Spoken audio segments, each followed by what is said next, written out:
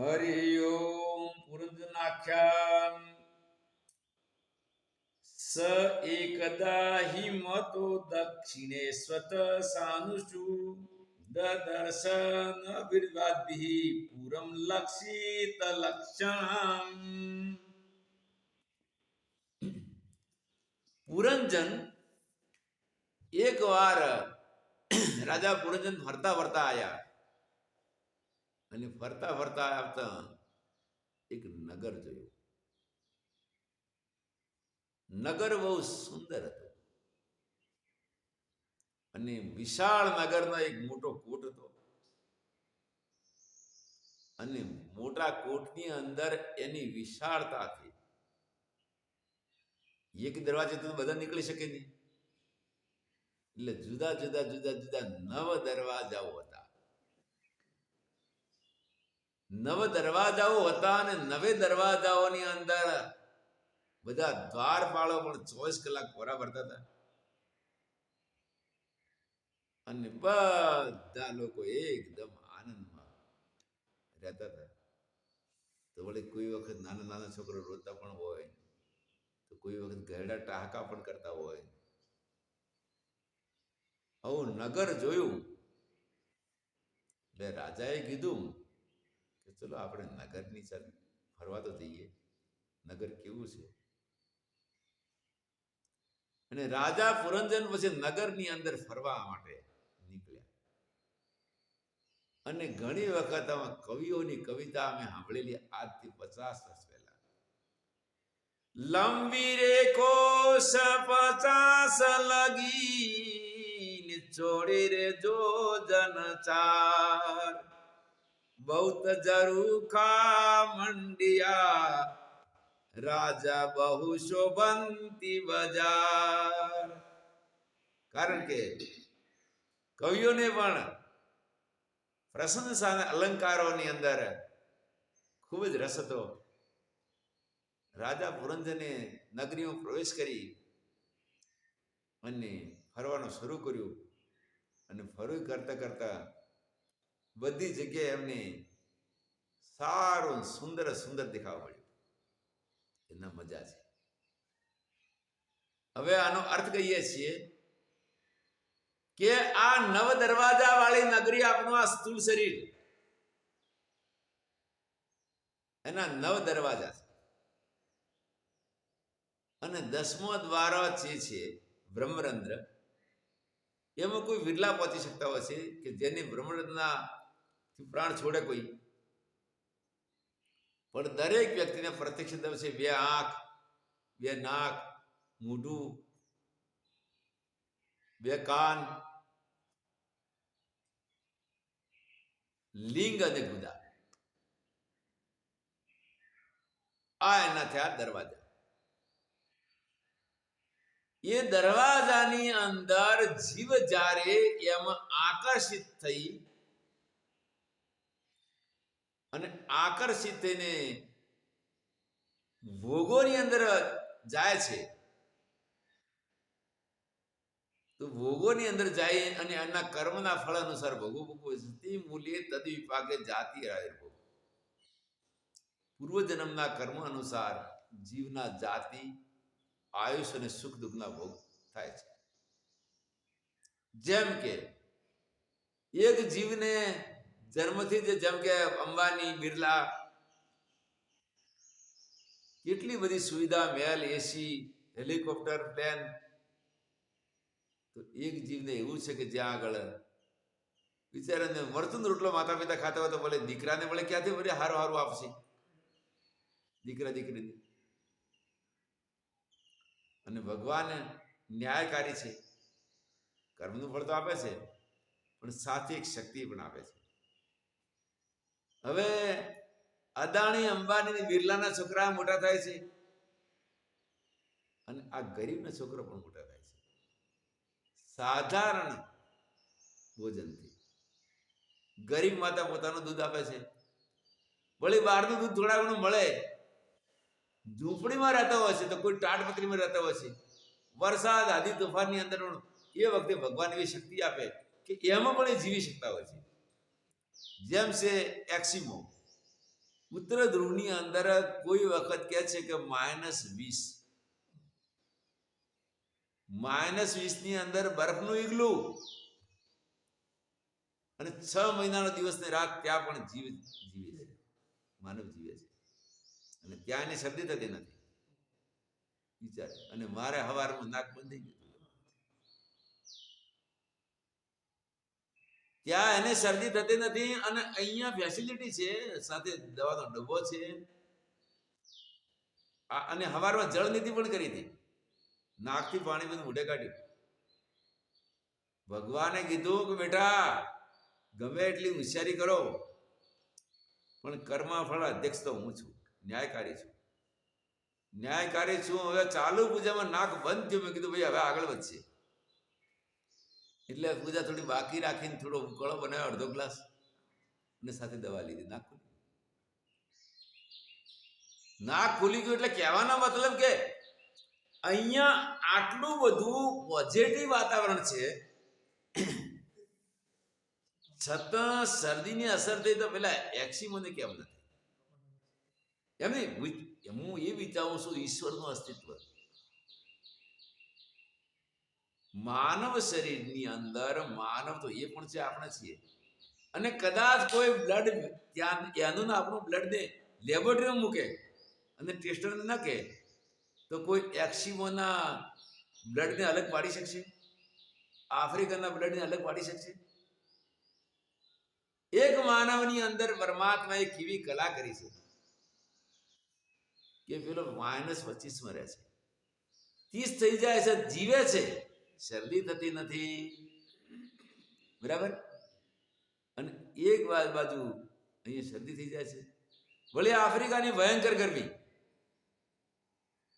કદાચ યુરોપિયન જાય ગરમીમાં તો ત્રાહ કરી જાય.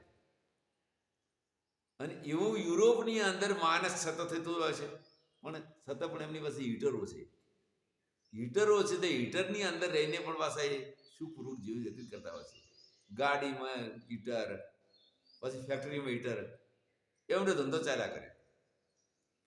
તો આ પ્રકારે ન્યાયકારી પરમાત્મા એમ કે છે કે મારા ન્યાયની અંદર કોઈની વકીલાત નથી. અવશ્યમ ભાવિ વક્તવ્યમ કોટી કલ્પ સતેરપી.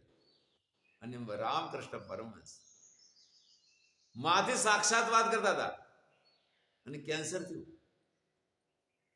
એમના આશીર્વાદથી કેન્સર મટી ગયા, ઘણું સારું થઈ ગયું. ત્યારે કોઈએ કીધું કે તમે શા માટે આટલો કષ્ટ ભોગવો છો? માને કહો તો મારે મટાડી દે. તો રામકૃષ્ણ પરમહંસે કીધું કે ભાઈ કેન્સર શરીરની થયું તો મને તો થયું નથી. અને કદાચ જેલથી જયારે છૂટવાનું થતું હોય તો કયો કીધી એમ કહે છે કે ના મારે આ બરાબર છે. આ જેલથી જયારે છુટકારો થતો હોય ત્યારે કોઈ કદી એમ કહે છે કે ભાઈ મારે ઘેર જવું નથી, મારે તો અહીંયા જ બરાબર છે. માટે હું એનો દ્રષ્ટા છું, અને પ્રારબ્ધ અનુસાર જેના પ્રારબ્ધમાં જે દુઃખ છે એ આવવાનો સુખને ત્યાગી શકે. સુખને એ રીતે ત્યાગી શકે કે દાખલા તરીકે અમે ઉપવાસ કરીએ છીએ તો અહીંયા કોઈ ખાવાની કમી નથી, ન લીધો. પછી કદાચ કોઈ અમુક જૈનોની અંદર તો ઘણા ધનવાન છે. એક વખત દીક્ષા સમારોહની અંદર લગભગ 11 કે 12 જૈનો એક સાથે દીક્ષા લીધી હતી. બધા સમૃદ્ધ હતા. એ સમૃદ્ધિ છોડી અને જૈન દીક્ષા લીધા પછી જૈન સાધુઓનો નિયમ એવા છે કે જૈન સાધુ ક્યારેય પણ ગાદલાનો પ્રયોગ કરતા નથી. શરદીમાં પણ એની એક ચાદર ઉપર એમને ઊંઘવાનું, પાછી ચાદર ઓઢવા માટે કે રજાઈ પણ ઓઢતા નથી, પોતાનું વસ્ત્ર જ ઓઢવાનું. કોઈથી સેવા કરાવતા નથી. સ્નાન જૈન મતમાં છે નહીં, પણ કદાચ વધારે પરસેવો થાય તો થોડું આમ વસ્તુ પૂછી લેવાનું. જ્યારે બીમાર અવસ્થા હોય તો કોઈ આપણે તો બરાબર છે, એટલે કે જાતે ભિક્ષા કરવા જવાનું, ભિક્ષા ઓરીને જ લેવાની, અને કોઈ ગોચરી બરાબર. સુખનો ત્યાગ માટે સ્વતંત્ર છે, દુઃખના માટે નહીં. કારણ કે પરમાત્મા ન્યાયકારી છે. ન્યાયકારી પરમાત્મા છે. તો હવે નવ દરવાજા વાળી નગરીમાં આવ્યા. તો સાંખ્ય, હવે અહીંયા અમે થોડા સાંખ્ય દર્શન લઈશું. સાંખ્ય દર્શનની અંદર જીવનું અસ્તિત્વ ત્યાં છે, અંધભંગુ ન્યાય. સાંખ્યની અંદર 25 તત્વો માન્યા છે. ઈશ્વરનો એક સૂત્ર પણ વિરોધ નથી કર્યો અને પ્રતિપાદન નથી કર્યું. મૂળ સાંખ્ય સૂત્રની અંદર ભગવાન કપિલે એની રચના કરી છે. એમને ભગવાન ઈશ્વર તત્વનું પ્રતિપાદન કોઈ જગ્યાએ કર્યું જ નથી, તો વિરોધ પણ કર્યો નથી. અમુક વિદ્વાનોએ કીધું કે અનિશ્વરવાદી હતા. કીધું બરાબર છે ગુરુજી, કોઈ સૂત્ર છે એવું કે ઈશ્વર નથી? તો કે ના, એવું સૂત્ર નથી. શા માટે? એની પાછળનું મોટું કારણ છે. ઘણા લોકો એમ કહેતા હોય કે મારા હરિના હુકમ વગર તો ભજન થાય નહીં. અરે ભાઈ, ભજન તારે કરો કે ભગવાનને કરવું છે? જાગ આવ્યા પછી ઉભા થઈને સ્નાન તારે કરવું છે કે ભગવાનને કરવું છે? પછી વચ્ચે વારંવાર ચા કોફી લઈને વધારે બીમાર તમારે થવું છે? જૈનો વર્ષિત ઘણા એવા કરતા હોય છે અને સત્ય પણ ખૂબ આરોગ્યવાન હોય છે. બરાબર? એટલે આ બધું જે કિસ્મત ઉપર ને કુદરત ઉપર આરોપ આપે એ સાંખ્ય દર્શન સ્વીકાર કરતો નથી. એટલા માટે અંધભંગુ ન્યાયની અંદર એક આંધળાભાઈ હતા અને બધા જ અંગોથી પૂર્ણ હતા, અને એક વાગડાભાઈ બેઠા હતા. ત્યારે આંધળાભાઈને જોઈ વાગડાભાઈ બોલ્યા કે દાદા ક્યાં જવું છે? કે ભાઈ જવું તો છે પણ મારે આંખો નથી. ત્યારે વાંગડાભાઈએ કીધું કે મારે આંખો છે પણ મારે પગ નથી. તો એમણે કીધું કે એમ કરો કે આપણે બે ભેગા થઈએ તો કામ ચાલે. તમે મારા ખભા ઉપર બેસી જાઓ. તમે ખભા ઉપર બેસી જાઓ અને હું માર્ગ બતાવો, હું ચાલુ. તો કે બરાબર છે. એટલે વાગડાભાઈને ઉપર બેસાડી દીધા. આંધળાભાઈ ચાલવાનું શરૂ કર્યું. એટલે જ્યાં સુધી આ ભેગા છે ત્યાં સુધી ચલાય ને, જ્યારે અલગ પડતું ચલાવવાનું બંધ થઈ જાય. હવે આઈએ સિદ્ધાંતમાં. આ દ્રષ્ટાંત છે. પુરુષ અસંગ છે, એમાં કોઈ વિકાર નથી. વેદાંત મતમાં અને સાંખ્ય મતમાં અસંગ પુરુષ છે, એમાં કોઈ વિકાર નથી.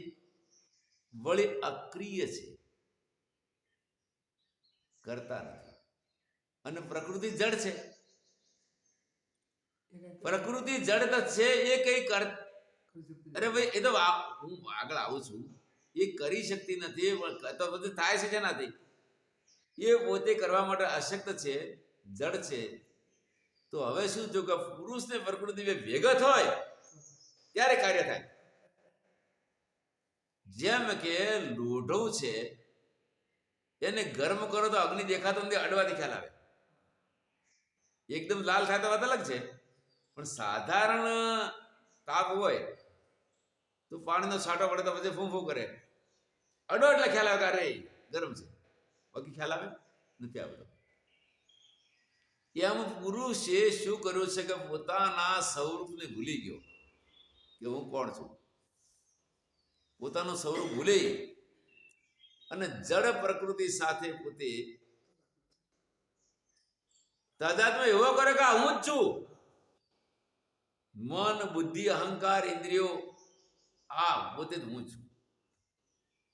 ના નવદ્વારા વાળી નગરીની અંદર પુરંજને આવી અને એમ કીધું કે ના, હવે હું આનો રાજા, શહેનશાહ, અને આ મારી નગરી. એટલે નવ દરવાજા વાળી નગરીની અંદર આ આપણું સ્થૂળ શરીર, પુરંજન એટલે જીવ, આઈને એની અંદર સુખપૂર્વક એને રહેવાનું સુખી કર્યું અને સુખપૂર્વક રહેવાનું સુખી કર્યું, રહેવાનું કર્યું. અને પાછળ દુઃખ પણ આવે છે. જન્મ દુઃખમ, જરા દુઃખમ, જાયા દુઃખમ, પુનઃ પુનઃ, અંતકાલે મહાદુઃખમ, તસ્માત જાગ્રહી જાગ્રહી. એટલે આ છે નવ દરવાજા વાળી નગરી અને રાજા પુરંજન એનું નિવાસ સ્થાન. નિવાસ સ્થાન એટલે અજ્ઞાન દ્વારા વારંવાર જન્મ વર્ણની અંદર આ બધી નગરીઓ અલગ અલગ આવે છે અને આ એની યાત્રા છે. આ પ્રકારે જ્યારે રાજા પુરંજન નવ દરવાજા વાળી નગરીની અંદર પ્રવેશ કરી અને પોતે પોતાના સુખો એવું ભોગવે છે, એટલે પોતાનું જીવન ભોગવે છે. અને એ નગરીની અંદર એક